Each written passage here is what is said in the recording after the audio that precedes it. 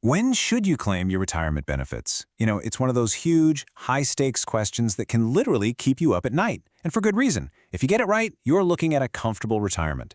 But if you get it wrong, well, the consequences can be pretty serious. So today, we're going to bust some of the biggest myths out there about retirement timing and give you the tools you need to make the absolute best decision for you. Ah, yes, the million-dollar question. Is there some magic number, a perfect age to start tapping into all that money you've worked so hard for? It feels like everyone, from your brother-in-law to that financial guru you see online, has the answer. But let's be real, with so much on the line, you just can't afford to rely on guesswork or, old wives' tales. And get this, a whopping 40% of Americans grab their Social Security benefits the second they can, at age 62. Now think about what that means. They are permanently locking in a smaller check every single month for the rest of their lives. For some people, sure, it's a financial necessity. But for way too many, it's a choice based on some really persistent and frankly wrong myths. And that's exactly what we're going to tear down today. What's crazy is it wasn't always like this. If you look back to the 1950s, most folks actually waited until their full retirement age to start getting benefits. But then, the government changed the rules in the 50s and 60s, making it possible to claim as early as 62. And as you can see from these charts, wow, that changed everything. The floodgates just opened, and claiming early suddenly became the new normal. All right, so here's our game plan. First, we're going to tackle 3 of the most common retirement myths head-on. Then, we'll look at a totally new way to think about your retirement timeline. And finally, we'll wrap up with the crucial questions you have to ask yourself to figure out what's truly right for you. Okay, first up, the always delay rule. I'm sure you've heard this a million times. Just wait as long as you possibly can until age 70 to collect your benefits. But is that really the best advice for everyone all the time? Let's dig in. It sounds so simple and logical, doesn't it? Just hold off until you're 70 and boom, you get the biggest possible check every month. And look, on the surface, that's true. But this advice completely, 100% ignores one of the most critical factors in retirement planning, your spouse. So let's break this down. Claiming early gets you cash sooner, which can be a lifesaver. Delaying gets you a bigger check. But look at that last point under delaying, because it is the real game changer here, survivor benefits. If you're married, and especially if you're the higher earner, your decision isn't just about you. It's about ensuring your partner is okay after you're gone. And that changes the entire calculation. To make this crystal clear, let's look at a real-world example. Meet John and Sadie. John's the higher earner in the family, and as we're about to see, the choice he makes about when to claim his benefits is going to have a massive impact on Sadie's financial future. Just look at these numbers. If John claims at 62, Sadie's survivor benefit is a little over $1,200 a month. But if he waits just 6 more years until he's 68, that benefit jumps to over $1,700. That is a $500 a month difference for the rest of her life. By delaying, John is essentially buying Sadie a much bigger, much more secure financial safety net. It's huge. Okay, so myth number 1 is busted. Delaying isn't always the right move, but for your spouse, it can be a total game changer. Now let's get into the nitty-gritty math of delaying. You've probably heard about the so-called magic 8%, but is it really all that magical? I mean, an 8% guaranteed return on your money? In what world does that happen? It sounds almost too good to be true, right? The idea is for every single year you wait past your full retirement age, which is just the age the government says you get your full unreduced benefit, you get an 8% raise. But guess what? It's one of the stickiest myths out there. Okay, now take a look at this table. This shows the actual year-over-year increase for someone whose full retirement age is 66. And you can see it right away. That magic 8% number, it only shows up once when you delay from 66 to 67. Every other year, the increase is different.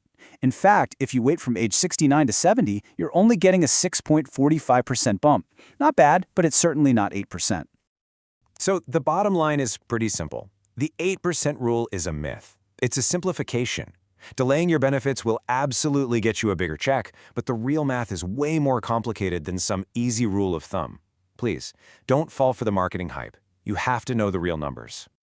So we've learned that delaying can be a great move, especially for a spouse. But that whole 8% rule is totally a myth. Which, of course, brings us to the next big question. When does delaying actually pay off?